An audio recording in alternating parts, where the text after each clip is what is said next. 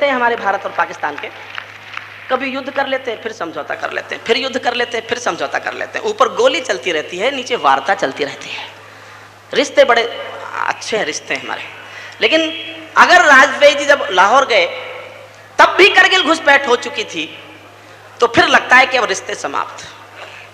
अगर कोई दोस्ती का हाथ बढ़ाते समय उसको मालूम है कि वो दूसरी तरफ कुछ गड़बड़ कर रहा है, फिर दोस्ती से गले मिल रहा है, तो दुख होता है कि लगता है कि रिश्ता समाप्त होने की प्रक्रिया है। मैं ऐसा मान के कविता आपको सुनाता हूँ। करगिल युद्ध के बाद कवि क्या सोच सकता है। मैं युद्ध का हिमायती कभी नहीं था, हिंसा का समर्थन नहीं करता। मेरी मान्यता रही है, मैं वो कलम नहीं हूं जो बिक जाती हो दरबारों में।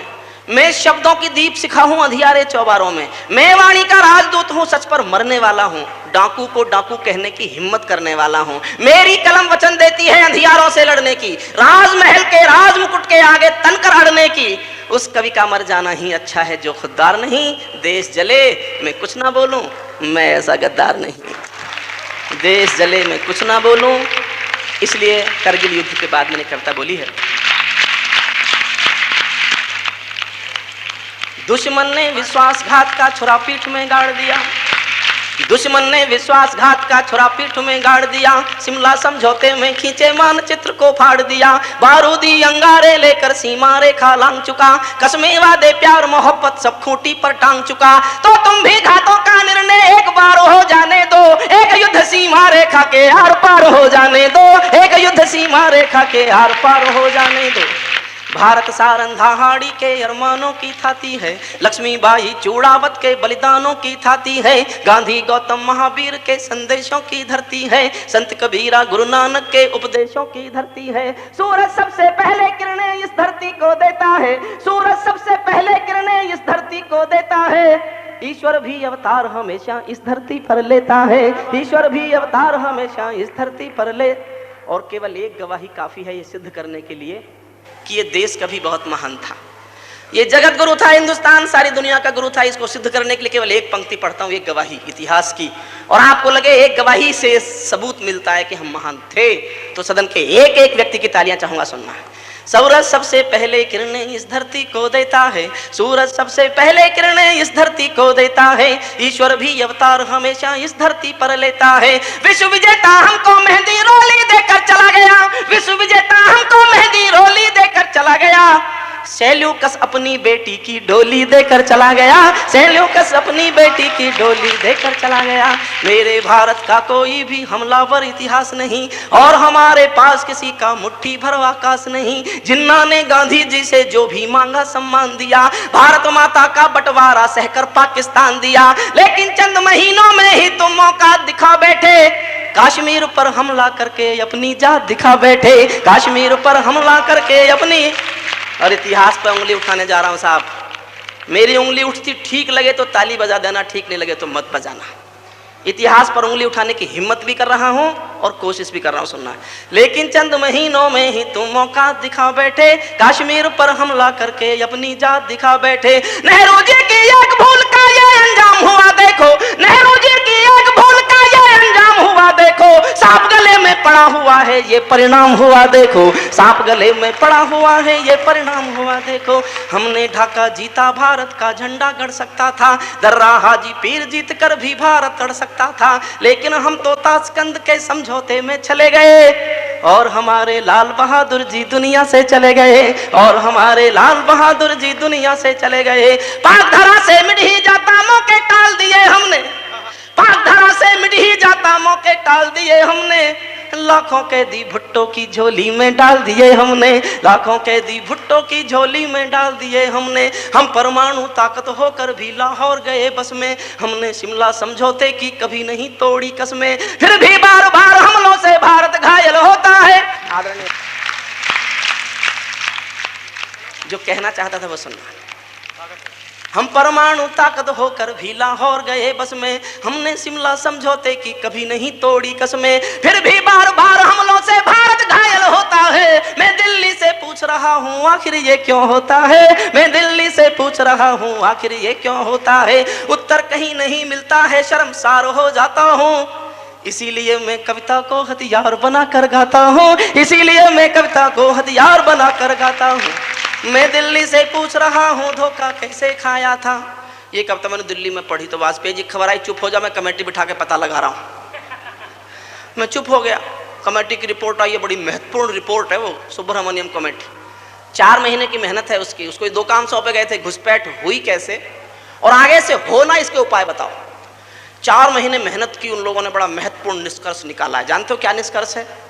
घुसपैठ इसलिए हुई कि निगरानी नहीं थी, और आगे से ना हो इसके लिए क्या करें? निगरानी रखो। क्या निष्कर्ष! लेकिन मेरा यह सवाल ही नहीं था साहब, मेरा सवाल कुछ और था। और आपके दिल में यह सवाल उठता हो तो ताली बजाकर इस सवाल का समर्थन करना। मैं दिल्ली से पूछ रहा हूं धोखा कैसे खाया था, मैं दिल्ली से पूछ रहा हूं धोखा कैसे खाया था, भेष बदल कर रावण मेरे घर में कैसे आया था। क्या निगरानी वाले सूरज का पहरा गद्दारी था, क्या निगरानी वाले सूरज का पहरा गद्दारी था, या सोने का हिरण हमारी देशभक्त पर भारी था, या सोने का हिरण हमारी देशभक्त पर। और इससे भी बड़ा छाला एक दिल में, आप आज्ञा दें तो मैं उस छाले को फोड़ना चाहता हूं, जी भरकर समर्थन चाहता हूं मैं आपका। और यह सवाल कचोटन बनकर आपके दिलों में उठता हो, आपके दिलों में कील की तरह फंसता हो यह सवाल, तो मुझे हिम्मत देना कि मैं इस बात को और शक्ति से पूरे देश में गा सकूं।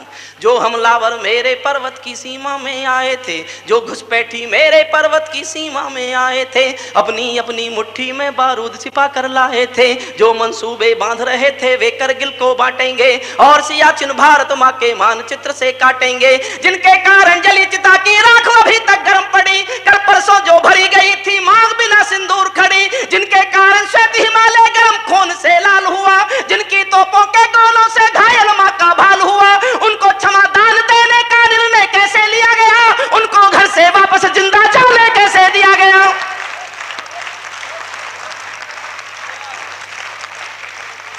यह अद्भुत युद्ध है।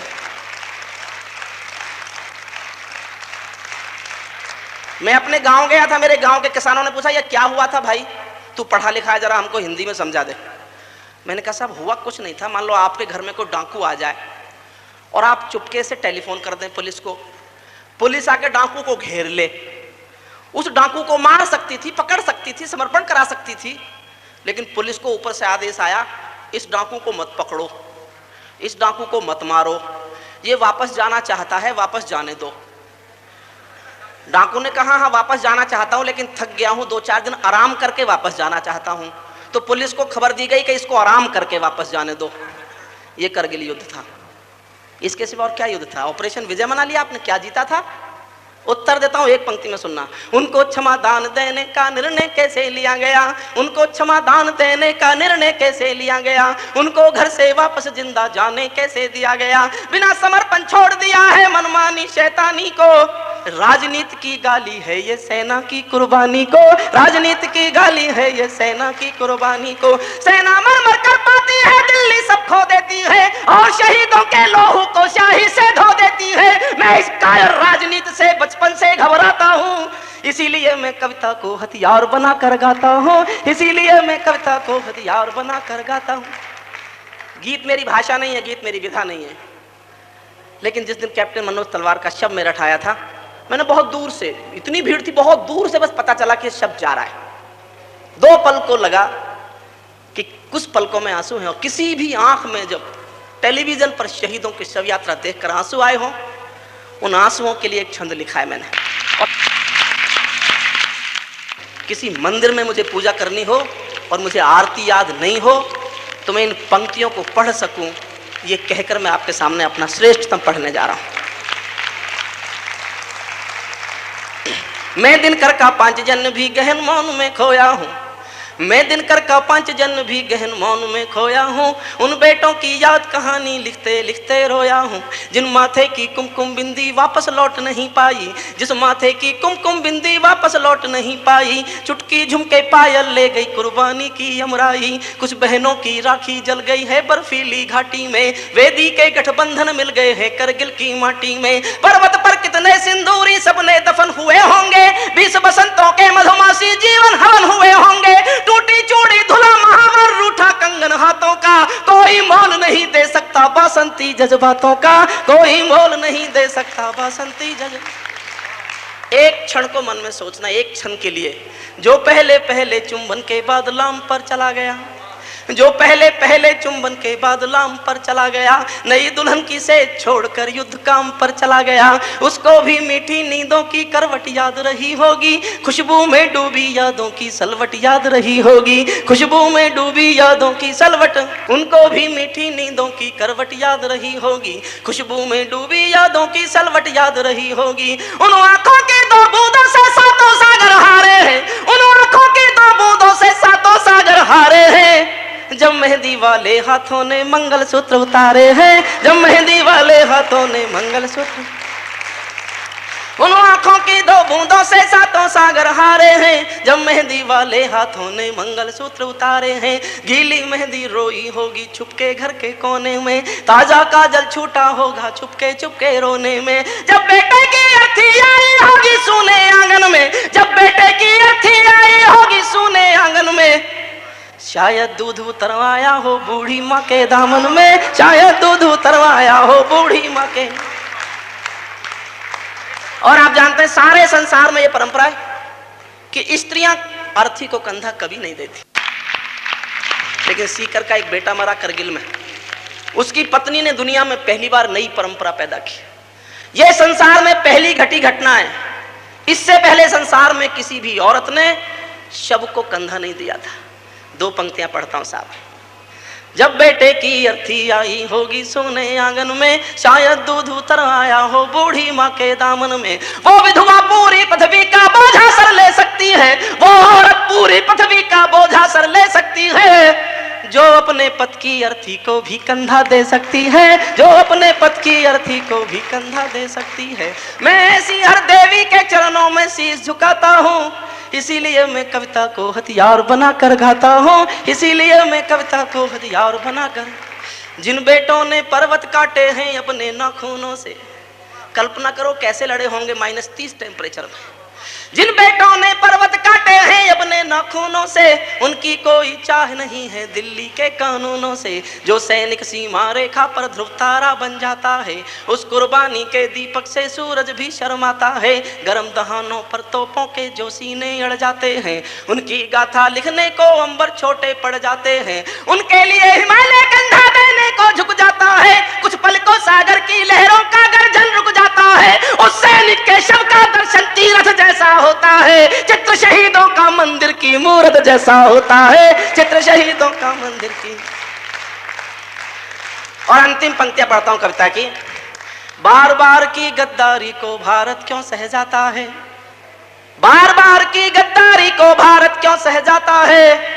सीमा से ज्यादा संयम भी कायरता कहलाता है, दुनिया में ज्यादा संयम भी कायरता कहलाता है। भैंस के आगे बीन बजाना बहुत समय तक ठीक नहीं, खुद को बिच्छू से कटवाना बहुत समय तक ठीक नहीं। नागफनी पर बेला चंपा कभी नहीं खिल सकते हैं, पत्थर की आंखों में आंसू कभी नहीं मिल सकते हैं, पत्थर की आंखों में।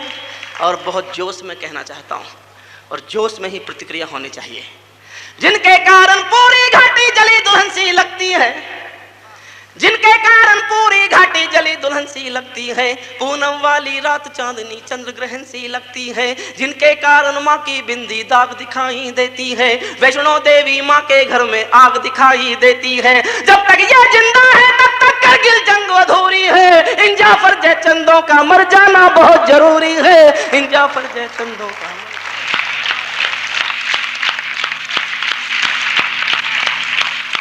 बहुत बहुत धन्यवाद आप सबको। और बहुत